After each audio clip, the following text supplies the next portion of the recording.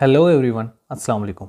Hope you all are fine and well. Our today's topic is salient features of Indian political system. India का जो political system है उसमें किस तरह से चीज़ें चलती हैं, उनका लेजिस्लेचर क्या कहता है, उनका सुप्रीम कोर्ट, उनकी जुडिशरी या उनकी पॉलिटिकल पार्टीज़ किस तरह चलती हैं, इसकी डिटेल्स देखेंगे इस लेक्चर में। तो चलिए चलते हैं अपने लेक्चर की जानिब। हाँ, इंट्रोडक्शन है सबसे पहले जी। इंट्रोडक्शन में आप देखते हैं India is largest democracy with population more than 1.4 billion and more than 900 million electorate or voters। अब ये देखें, ये बहुत बड़ी अमाउंट है, बहुत ज़्यादा तादाद है लोगों की। ये 1.4 बिलियन आबादी आपको दुनिया में चाइना के अलावा नज़र नहीं आती कहीं पे, बट इंडिया इज़ डेमोक्रेसी। और 900 मिलियन इलेक्टोरेट, इतनी तो लोगों की आबादी भी नहीं होती जहाँ पर इससे ज़्यादा, कई गुना ज़्यादा वोटर्स हैं।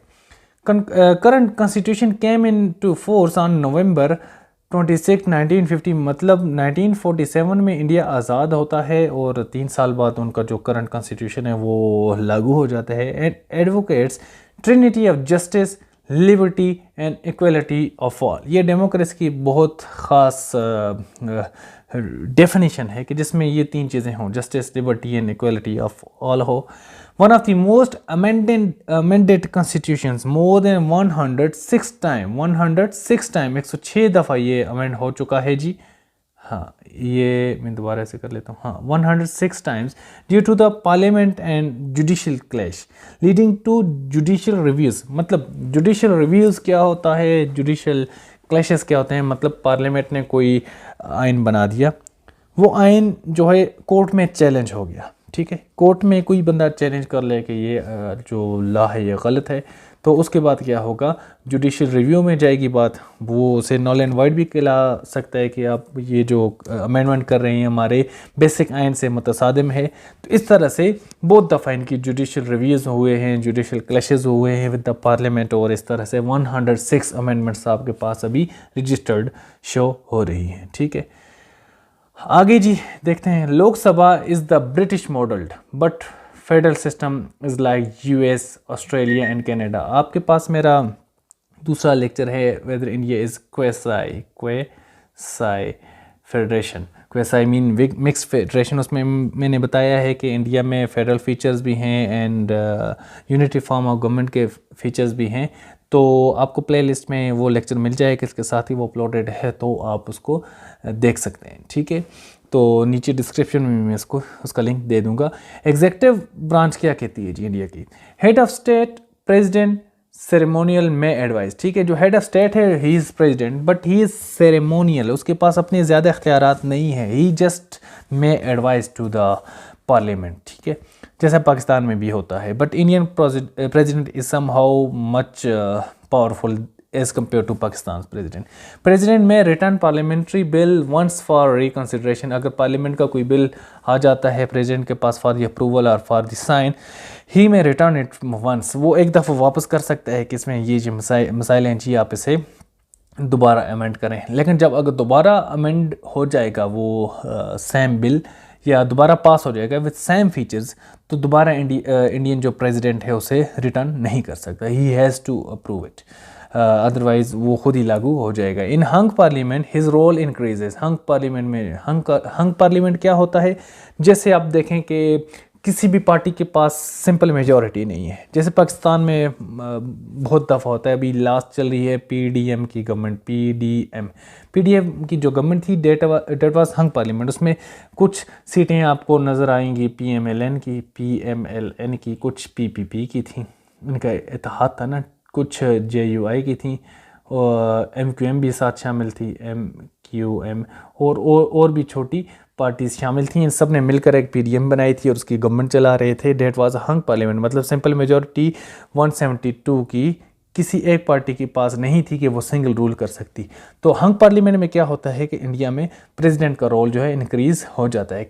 ही can declare state of emergency and extend Lok Sabha's life beyond 5 years। India में भी जो पार्लियामेंट का जो एरा है वो 5 years ही है, लेकिन इंडियन जो प्रेसिडेंट है इमरजेंसी अगर हो तो उसमें वो उसको बढ़ा सकता है कि अभी जंग लगी हुई है, मिसाल के तौर पर इंडिया की जंग लगी हुई है और उसमें वो इलेक्शन करने लग जाएं तो इस तरह से फिर क्या होता है, कंट्री को नुकसान होता है। ये तकरीबन हर कंट्री के ला में ये होता है कि इमरजेंसी में वो पार्लियामेंट की जो मुद्दत होती है उसे बढ़ा देते हैं। इट इज़ सिंपल, क्योंकि आप इलेक्शन में जाएंगे तो कोई नया प्रेसिडेंट या नया पीएम इलेक्ट होकर आएगा, वो सिस्टम को संभालेगा, पहले समझेगा, तो फिर टाइम लगेगा। इस दौरान आपकी कंट्री का काफ़ी नुकसान हो सकता है। ये तकरीबन सारे कंट्रीज़ में ही, डेमोक्रेटिक कंट्रीज़ में ये होता है कि इमरजेंसी में वो अपनी मुद्दत बढ़ा सकते हैं, बट कुछ कंट्रीज़ इसका नेगेटिव भी इस्तेमाल करते हैं। ठीक है जी, नेक्स्ट देखते हैं क्या है।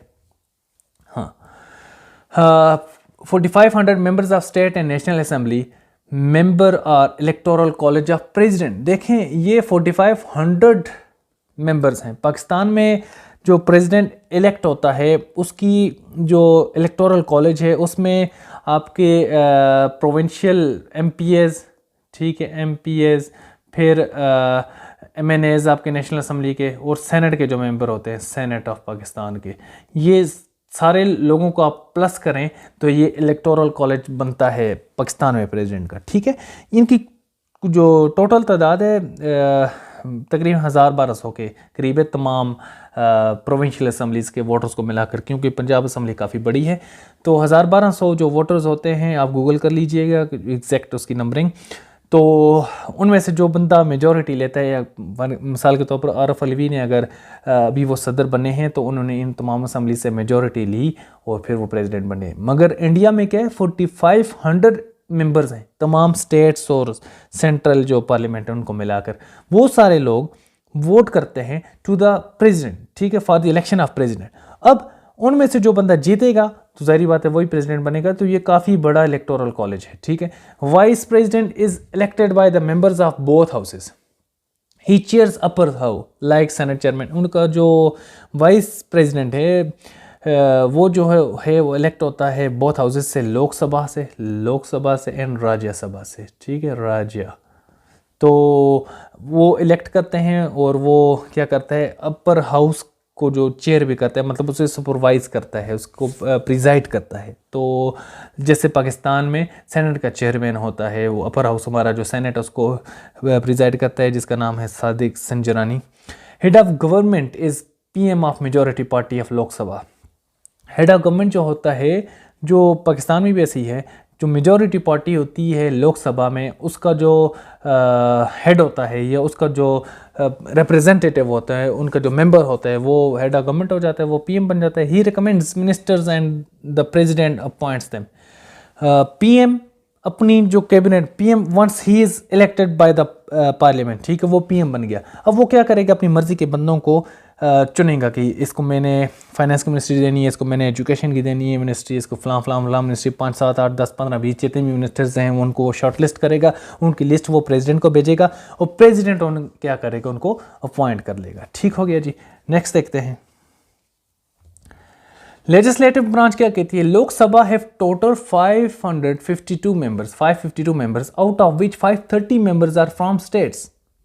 ठीक है, 20 members are from United Territories like federal areas of Pakistan, to Anglo-Indian community members जो कि नॉमिनेटेड होते हैं। अब इस बात को गौर से समझें, लोकसभा के जो हैं टोटल 552 मेंबर्स हैं, ठीक है, जिसमें 530 जो हैं वो स्टेट्स में से इलेक्ट होकर आते हैं। जो इंडिया की जितनी स्टेट्स हैं वो वहाँ से इलेक्ट होकर आते हैं, लोकसभा के मेंबर्स बनते हैं। पीछे रह गए कितने, 20 members are from united territories. जैसे पाकिस्तान में ज़्यादा मेंबर्स सूबों से आते हैं, केपी, पंजाब, बलूचिस्तान, सिंध से इलेक्ट होकर मेंबर्स आते हैं, एमएनए बनते हैं। ठीक है, 342 था अब तक, लेकिन अभी 2023 में कुछ सीट्स की कम हो चुकी हैं, शायद 336 हो चुकी हैं।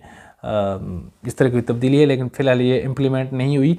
तो ये इसके जो मेजॉरिटी मेंबर्स हैं पाकिस्तान में इलेक्ट कर आते हैं सूबों से, और कुछ शायद 2 सीटें हैं इस्लामाबाद की, फेडरल एरियाज़ की, 2 हैं या 3 हैं, 2 ही हैं शायद, वो वहाँ से इलेक्ट होकर आती हैं, मेंबर्स इसके मेंबर्स बनते हैं। लेकिन इंडिया के जो यूनाइटेड टेरिटरीज़ हैं, पाकिस्तान के फेडरल एरियाज़ की तरह हैं, उनके 20 मेंबर्स हैं, और 2 एंग्लो इंडियन कम्युनिटी मेंबर्स हैं जो कि नॉमिनेट होते हैं। वो नॉमिनेट किस तरह होते होंगे, जैसे मेजॉरिटी पार्टी ने अपनी सीटें ली, ठीक है, वो इलेक्ट होकर ज़्यादा आ गए तो उनको जो कोटा मिलता है उसमें से वो इलेक्ट कर लेते हैं, जैसे पाकिस्तान में वुमेन या माइनॉरिटी की सीटों का कोटा होता है।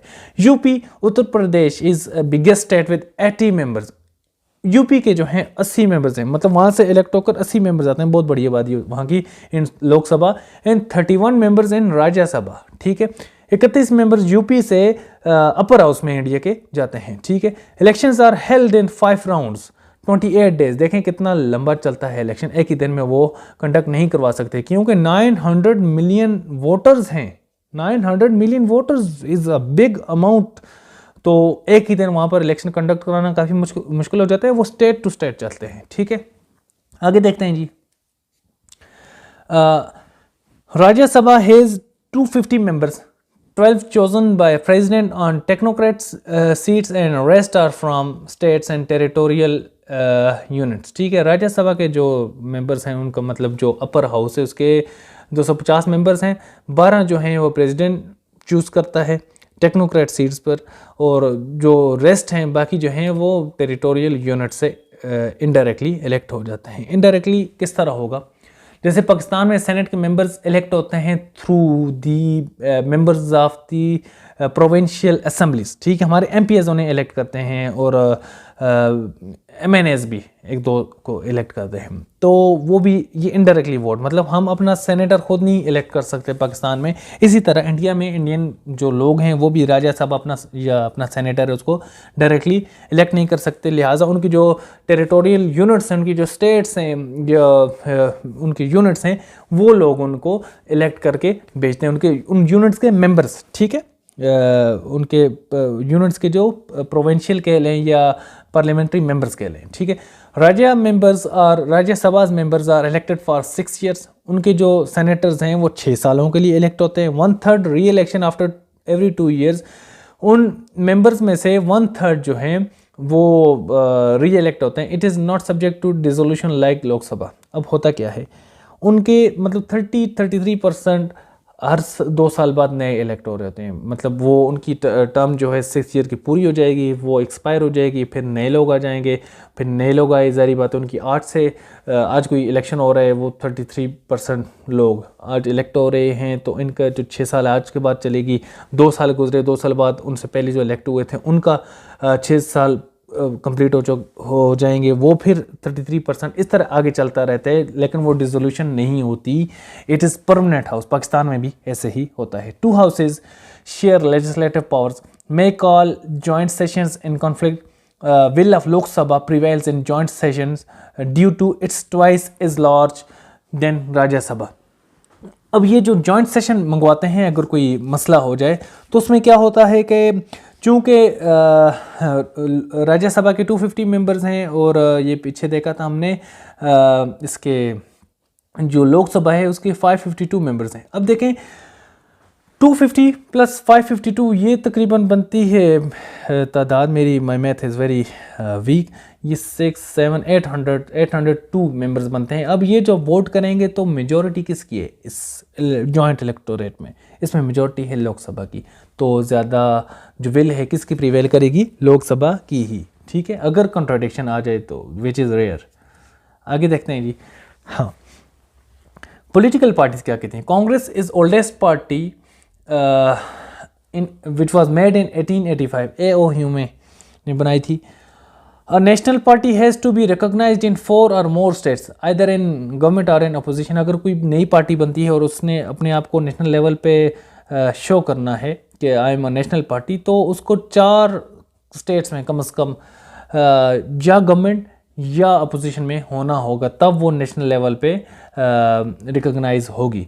वरना एक स्टेट में अगर कोई पार्टी आई है और वहीं पर उसने वोट लेकर भले गवर्नमेंट ही बना ली, it is not national party, वो रीजनल कहलाएगी या स्टेट पार्टी कहलाएगी। बीजेपी वाज फाउंडेड इन 1980, जो कि अभी करंट गवर्नमेंट है मोदी साहब की। Number of alliances coalition governments are made with big parties. ठीक है, जो बड़ी पार्टीज होती हैं उनके अलायंसेज वगैरह बनते हैं। It is normal in democracy, eastern democracy. ठीक है, आगे देखते हैं जी। हाँ, judicial branch, Supreme Court is highest judicial authority. 26 judges are as head, ठीक है। 26 जजेस जो हैं उसके मेंबर्स हैं, और चीफ जस्टिस क्या है, उसका हेड है, सीजे सॉरी चीफ जस्टिस उसका हेड है। पाकिस्तान में भी ऐसी है। Appointed by president and recommended by PM, वो भी ऐसी, उनका नाम भी ऐसी होता है। पीएम की जो कमेटी है वो जजेस के नाम रिकमेंड करेगी प्रेसिडेंट को, और प्रेसिडेंट उन्हें अपॉइंट करेगा, मिसाल के तौर पर हल्फ वगैरह लेगा। स्टेट्स क्या कहती हैं? Federal government is made up of 28 states हैं एंड 7 यूनियन टेरिटरीज, ठीक है। तो इन्हीं के वोटर्स भी ज़्यादा हैं स्टेट्स के। आगे देखते हैं जी, आगे है कंक्लूजन। हाँ, Indian politics is complex, it has a lot of corruption and assassination charges in the past, जो कि पाकिस्तान में भी बहुत सारी करप्शन भी है, असैसिनेशन चार्जेस भी हैं। भुट्टो का कत्ल देख लें, या और भी बेनज़ीर भुट्टो का भी, तो इस तरह और भी मज़ीद लीडर्स यहाँ पर हुए हैं। और इंडिया में भी जो गांधी ख़ानदान है, मिसाल के तौर Mahatma Gandhi was killed in 1948, मतलब right after the making of India in 1947. Indira Gandhi was killed in 1984. Rajiv Gandhi was killed in 1991. These all were big public figures are representative, ठीक है। ये बड़े नाम थे जो कि कत्ल हुए, तो जो कि पॉलिटिकल किलिंग्स आप कह सकते हैं। कास्ट सिस्टम्स भी बहुत हैं वहाँ पर, ठीक है। और रीजनल स्पेट्स भी हैं, मतलब रीजनल इश्यूज़ भी हैं वहाँ पर। पंजाब में इशू आपको नज़र आता है, और इंडिया की जो ईस्टर्न स्टेट्स हैं, आसाम वगैरह में, वहाँ पर इशू नज़र आता है। तो क्योंकि बड़ा कंट्री है, वर्सटाइल कंट्री है, मल्टी कल्चरल कंट्री है, मल्टी रिलीजियस कंट्री है, रिलीजन्स कंट्री है, तो इसमें मसाइल आते हैं। तो ये सारे मसाइल इंडिया की हकीकत हैं। तो मैंने आपको जो पॉइंट्स कवर करवाए हैं वो हैं पॉलिटिकल साइंस के पॉइंट ऑफ व्यू से, ठीक है। उसमें आपको ने लेजिस्लेशन देखी, उनकी पार्टीज़ देखी, उनकी प्रेसिडेंट का रोल देखा है, उनके जजेस का रोल देखा है, या उनकी पावर्स देखी हैं। तो ये आपके पास आ गया है कंटेंट। आपके पास अगर कोई भी क्वेश्चन आता है तो you can use it as per the context और एज़ पर द क्वेश्चन, ठीक है। हमारा टॉपिक कंप्लीट हो चुका है। मिलते हैं किसी और टॉपिक में, तब तक के लिए अल्लाह हाफिज़।